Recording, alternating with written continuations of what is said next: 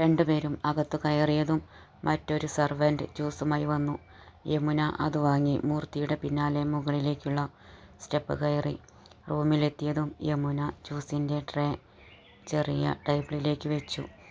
അതുവരെ പിടിച്ചു നിർത്തിയ സങ്കടം മുഴുവൻ പുറത്തേക്കൊഴുക്കി. നമുക്ക് മാത്രമെന്താ ഇങ്ങനെ ഒരു വിധി? അവർ പൊട്ടിക്കരഞ്ഞു.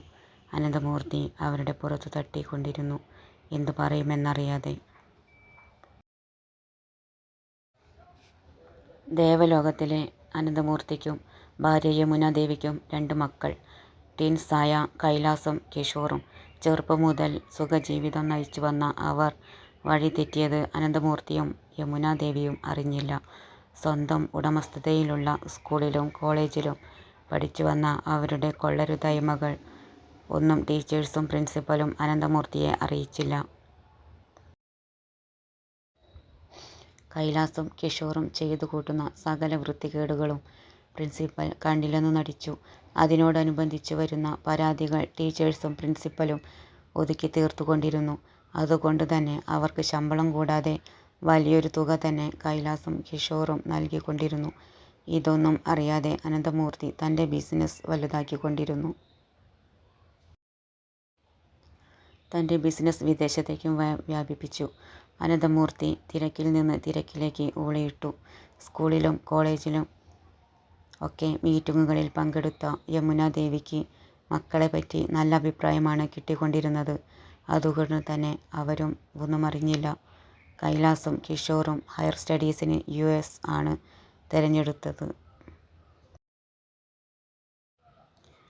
MBAക്ക് അഡ്മിഷനും ശരിയാക്കി. പഠിക്കാൻ എന്ന പേരും പറഞ്ഞു അവർ US പോയി. അവിടെ ലാൻഡ് ചെയ്തതും അച്ഛനും അമ്മയും ഒന്നും അറിയില്ലെന്ന ധൈര്യത്തിൽ അവർ തങ്ങളുടെ ആഡംബര ജീവിതത്തിൻ്റെ കെട്ടഴിച്ചു. പല സ്ത്രീകളുമായും അവർക്ക് ബന്ധമുണ്ടായിരുന്നു. അവർക്കൊക്കെ പണം ആവശ്യത്തിൽ കൂടുതൽ കൊടുത്തു. വില കൂടിയ മദ്യത്തിനും മയക്കുമരുന്നിനും അവർ പണം ചെലവഴിച്ചു.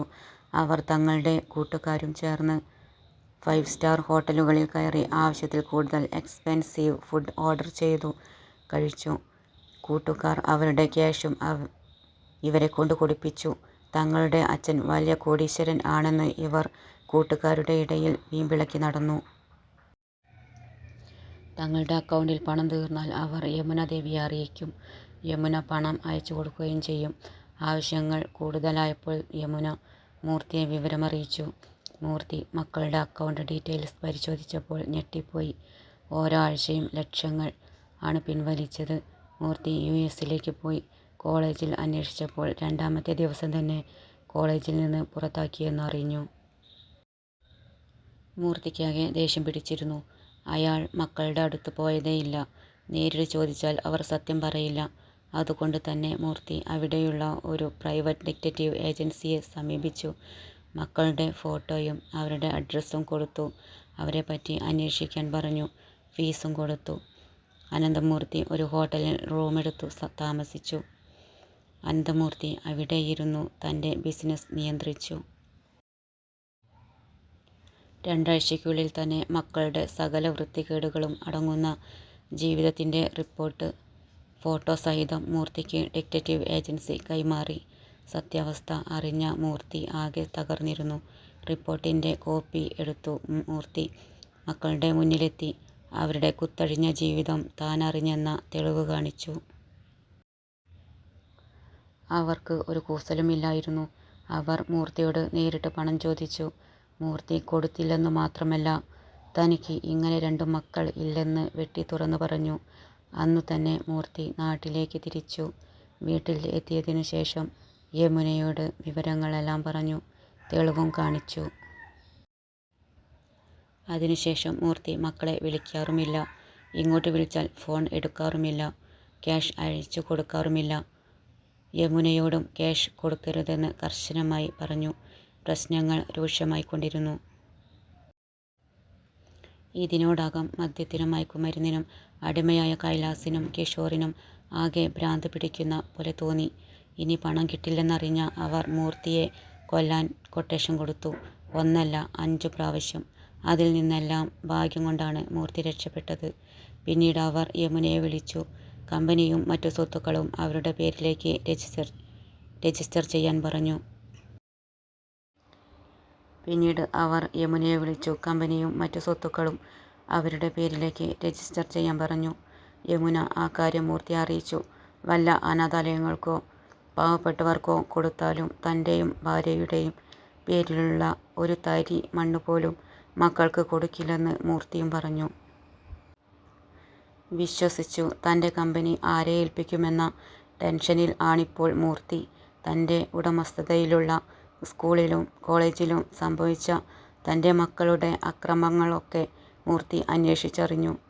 അവരുടെ വഴി തെറ്റിയ ജീവിതത്തിന് വളം വെച്ചു കൊടുത്ത ടീച്ചേഴ്സിനെയും പ്രിൻസിപ്പലിനെയും മൂർത്തി പിരിച്ചുവിട്ടു. ഈ ടെൻഷനിടയിലും മൂർത്തി തൻ്റെ കമ്പനി മുന്നോട്ട് കൊണ്ടുപോകുന്നു. വിദേശത്ത് ജ്വല്ലറികളാണ് കൂടുതലുള്ളത്. ഈ പ്രശ്നങ്ങൾ കാരണം കൊണ്ട് തന്നെ മൂർത്തിക്ക് ആരെയും വിശ്വാസമില്ല. ചെറിയ തെറ്റ് കണ്ടാൽ മൂർത്തി അവരെ പിരിച്ചുവിടും. യമുനയുടെ സമാധാനത്തിന് വേണ്ടി മൂർത്തി അന്ന് തന്നെ 2 ബോഡി ഗാർഡിനെ നിയമിച്ചു.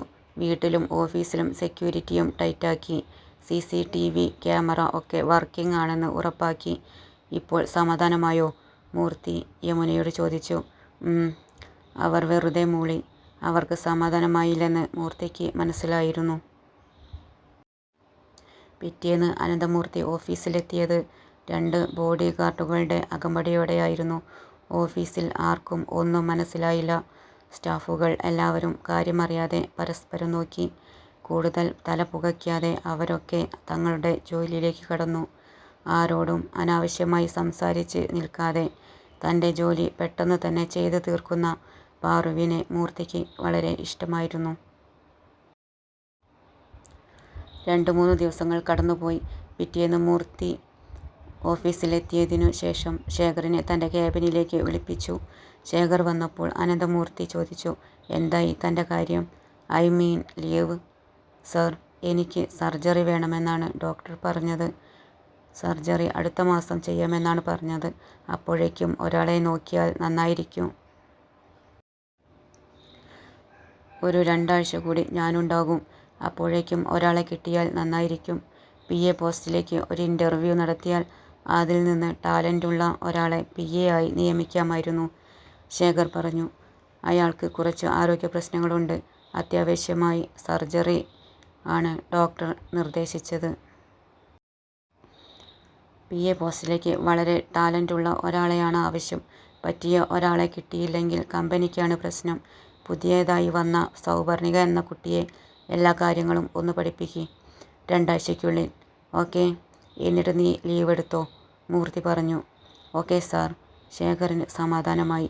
ഈ കാര്യം ആ കുട്ടിയോട് പറയണ്ട, മൂർത്തി ഓർമ്മിപ്പിച്ചു. Okay sir. ശേഖർ പുറത്തേക്ക് പോയി. അന്ന് മുതൽ പാറുവിന് PA പോസ്റ്റിലേക്കുള്ള പ്രത്യേക ട്രെയിനിങ് കിട്ടി. പക്ഷേ അതവൾ അറിഞ്ഞിട്ടുമില്ല. അവൾ ശ്രദ്ധിച്ചതുമില്ല. ആദിത്യൻ പഴയ തറവാട് പൊളിക്കാനും അവശിഷ്ടങ്ങൾ നീക്കം ചെയ്യാനും ഉള്ള ഏർപ്പാട് ചെയ്തു. മാനേജർ ആകാശം ഉണ്ട് മേൽനോട്ടത്തിന്. പണി പുരോഗമിച്ചുകൊണ്ടിരുന്നു.